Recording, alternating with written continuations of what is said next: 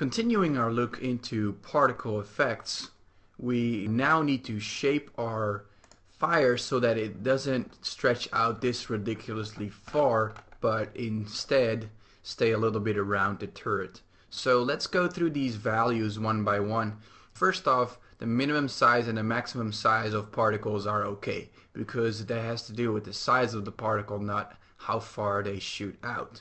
The energy, however, is a little much, and that is the energy that the particles are emitted with. So let's change it to 1.5, and then the maximum energy to 1. Alright, as you can see, this kind of does the trick already. As you can see, it's not shooting out that far, and it actually looks like fire. When I run my game, you can see that it starts up pretty nicely, and it already works pretty good.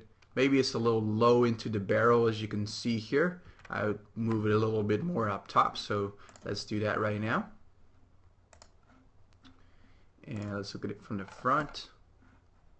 And let's move it up just a tad here. Of course, the position can change as long as you are changing the effects of your particles.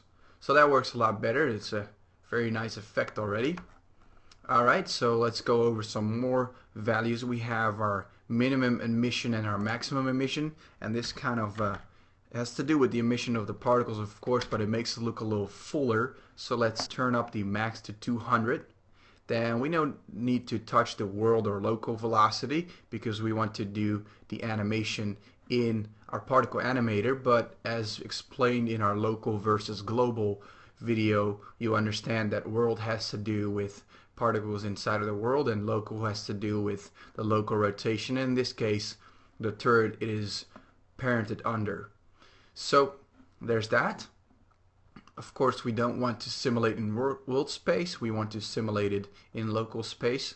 If you would select one shot, then it is kind of like an explosion only once it happens, like this.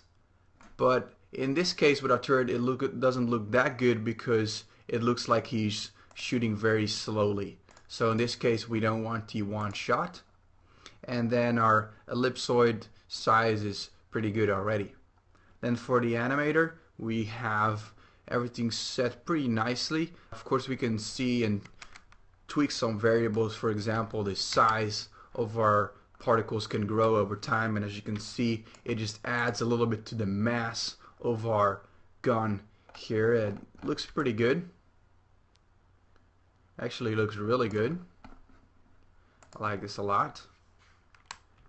And now that is a Falcon gun at play. Very nice. I'm excited about this one. Alright, so there is that. So let's leave the size grow the way it is. Our force is fine. If you start playing with the X and Y, it goes into different directions, as you can see. So for example, if I would tweak the X, you can see it starts going off in weird directions. So let's just keep that at 0 and only play with the Z. Alright, then the damping, you can try some things with this too. Of course, dampens the particles, and as you can see, it spreads it over the area. We don't really want that unless if you want some backflow burning out of your turret, but in this case the model isn't really set up for that. So let's turn our damping back to 0 or 1. There we go. Perfect. So there's that. That is our turret animation. Now let's make sure that this particle system is grouped correctly into our turret. So let me rename it, and in order to keep things nicely organized, I just usually type P underscore so that when I'm going through my hierarchy, I know that this is a particle emitter, and we'll call this barrel fire. Alright. Now I need to group it on top of this left gun here, and this is the turret left barrel. So let's put the P barrel fire on top of the turret left barrel, and now it is becoming part of that. Now let's select our particle once more, and to duplicate it for the other gun, go edit, duplicate, drag it on top of the right barrel, and now of course we also need to make sure that it is actually sitting upon our right barrel right here.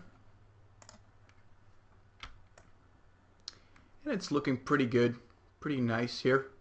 Let's make sure it looks good in the game also, though the flexibility of Unity already gives us a great look of what the fire looks like in our editor. Wow, these flames look really hot because of the last one. The last color is white, and even though it's pretty transparent, it's the last one, so the particles eventually turn white, and this of course gives you that huge flame effect of the color as it starts off red and orange, and then slowly goes into green, back into red, the red flame, and then finally into white.